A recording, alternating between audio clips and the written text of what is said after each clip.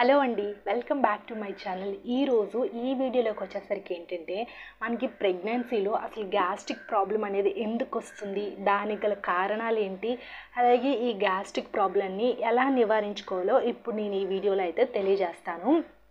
So మీకు ప్రెగ్నెన్సీలో కానీ బేబీ కేర్లో కానీ ఆఫ్టర్ డెలివరీ తర్వాత కానీ ఎలాంటి డౌట్స్ ఉన్నా సరే మీరు కింద కామెంట్ సెక్షన్లో కామెంట్ అయితే చేయండి. సో ఖచ్చితంగా నేను రిప్లై అయితే ఇస్తాను. సో దానికి తగ్గట్టుగా వీడియోస్ కూడా చేస్తూ ఉంటాను. సో అలాగే నాది ఒక చిన్న రిక్వెస్ట్ అండి, మన ఛానల్ ఎవరైనా ఫస్ట్ టైం చూసినట్లయితే సబ్స్క్రైబ్ అయితే చేయండి, వీడియోని లైక్ కూడా చేయండి. చాలామంది వీడియోస్ అయితే చూస్తున్నారు కానీ లైక్ చేయట్లేదు, సబ్స్క్రైబ్ అయితే చేయట్లేదు. మీరు చిన్న సపోర్ట్ ఇస్తే మాకు కొంచెం ఎంకరేజ్మెంట్గా ఉంటుంది కదా. సో ఖచ్చితంగా లైక్ చేసి సబ్స్క్రైబ్ అయితే చెయ్యండి. సో ఇప్పుడైతే మనం వీడియోలోకి తెలుపుదాం. సో ప్రెగ్నెన్సీ కన్ఫర్మ్ అయ్యాక చాలామందికి కూడా ఆ గ్యాస్ట్రిక్ ప్రాబ్లం అనేది చాలా కామన్గా వస్తుంది. సో అసలు అలా ఎందుకు వస్తుంది అనేది కూడా చాలామందికి తెలీదు. సో ఇప్పుడు అసలు అలా ఎందుకు వస్తుంది, అసలు కారణాలు ఏంటి, అండ్ దాన్ని ఎలా నివారించుకోవాలి గ్యాస్ట్రిక్ ప్రాబ్లం, సో ఇప్పుడు పూర్తిగా అయితే ఎక్స్ప్లెయిన్ అయితే చేస్తాను. సో ఇప్పుడైతే మనం వీడియోలోకి అయితే వెళ్ళిపోదాం. ఫస్ట్ వన్ వచ్చేసరికి మనకి గ్యాస్ట్రిక్ ప్రాబ్లం అనేది ఎందుకు వస్తుందో చెప్తాను. మనకి ప్రెగ్నెన్సీ కన్ఫర్మ్ అయ్యాక మన శరీరంలో చాలా రకాల హార్మోన్స్ అనేది రిలీజ్ అవుతూ ఉంటాయండి. సో అలా రిలీజ్ అవుతున్నప్పుడు మనకి ప్రొజెస్టెరాన్ అనే ఒక హార్మోన్ అనేది రిలీజ్ అవుతుంది. సో ఆ హార్మోన్ రిలీజ్ అవ్వడం వల్ల ఏంటంటే మనకి కడుపులో ప్రేగులు ఉంటాయి కదా, ఆ ప్రేగు కండరాలు అనేది కొంచెం స్లోగా రన్ అవుతాయి. సో అలా ఆ ప్రొజెస్టెరాన్ అనే హార్మోన్ రిలీజ్ అయ్యేటప్పుడు ఈ ప్రేగు కండరాలు స్లోగా రన్ అయ్యేటప్పుడు మనకి జీర్ణం అవ్వడానికి చాలా లేట్ అవుతుంది. అంటే నార్మల్ పర్సన్స్లో ఏంటంటే జీర్ణ వ్యవస్థ అనేది చాలా మెరుగ్గా పనిచేస్తుంది.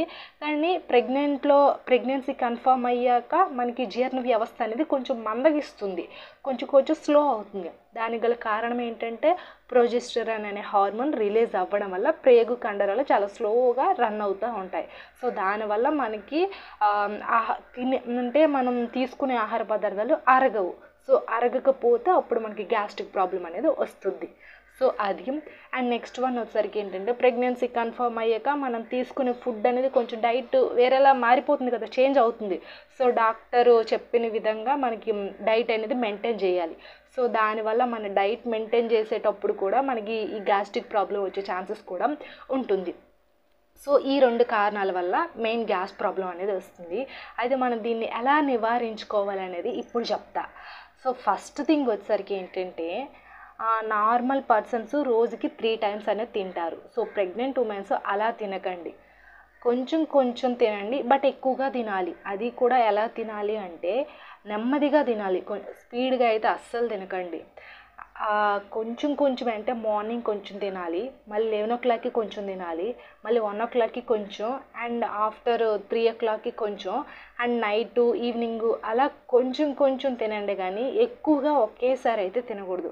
సో అలా తినడం వల్ల ఏంటంటే మనకి గ్యాస్ట్రిక్ ప్రాబ్లం అనేది ఎక్కువ అయిపోతుంది. కాబట్టి మీరు కొంచెం తినండి, ఎక్కువసార్లు తినాలి, అది కూడా చాలా స్లోగా తినాలి.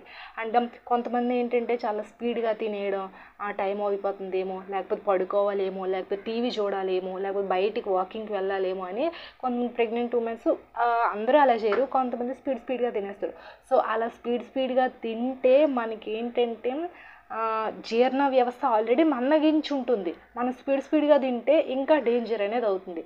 కాబట్టి మీరైతే స్పీడ్గా తినకూడదు ప్రెగ్నెంట్ ఉమెన్స్ మెయిన్ వచ్చేసరికి అది. అండ్ నెక్స్ట్ వన్ వచ్చేసరికి ఏంటంటే తినేటప్పుడు వాటర్ అనేది అస్సలు అవాయిడ్ చేయండి.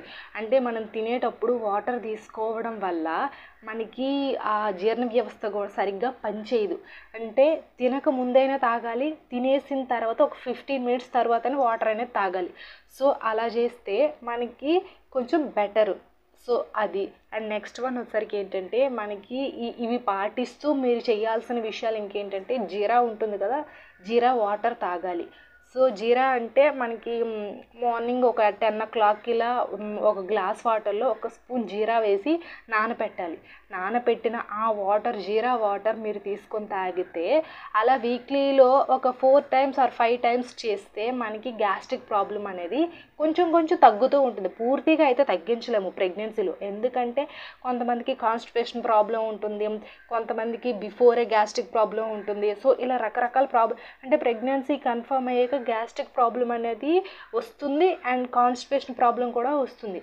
సో ఈ రెండు రావడం వల్ల ఏంటంటే మనకి తగ్గడానికి ఛాన్సెస్ అనేది ఎక్కువగా ఉండదు. ఎందుకంటే మనకి డెలివరీ అయినంత వరకు ఈ ప్రాబ్లమ్స్ అనేది ఖచ్చితంగా ఉంటుంది. కాబట్టి మీరు కొంచెం కొంచెం తగ్గించుకోవాలంటే నేను చెప్పాను కదా, గ్లాస్ వాటర్లో జీరా వేసుకొని ఆ వాటర్ మీరు డైలీ కాకపోయినా 1 అవర్ అంటే 1 డే 1 గ్యాప్ ఇచ్చి అయినా సరే మీరు తాగితే మీకు కొంచెం ఉపశమనం అయితే దొక్కుతుంది. అంటే ఇప్పుడు మనకి ఆ గ్యాస్ట్రిక్ సమస్య అనేది కొంచెం కొంచెం తగ్గుతుంది, ఒకేసారి తగ్గకపోయినా. సో ఈ టిప్ అయితే పాటించండి. నాకైతే ప్రెగ్నెన్సీలో నేను ఎలా అంటే ధనియాల వాటర్ కానీ జీరా వాటర్ కానీ తాగేదాన్ని. సో దానివల్ల నాకు కాన్స్టిపేషన్ ప్రాబ్లం అనేది కొంచెం తగ్గింది. సో ఇది అండి. ఐ హోప్ ఈ వీడియో కనుక మీకు నచ్చితే ఖచ్చితంగా లైక్ చేయండి, షేర్ చేయండి మీ ఫ్రెండ్స్ అండ్ ఫ్యామిలీకి కూడా. డైలీ ప్రెగ్నెన్సీ వీడియోస్ కోసం మన ఛానల్ని ఫాలో అవ్వండి. అండ్ ఆఫ్టర్ డెలివరీ తర్వాత ఎలా ఉండాలి, బేబీ కేర్ ఎలా ఉండాలి అనేది కూడా ఇంకో ఛానల్ అనేది ఉంది, కళ్యాణ్ సాయి టాకీస్ అనే ఛానల్. సో అందులోకి వెళ్ళి వీడియోస్ అయితే చూడండి. Thanks for the watching.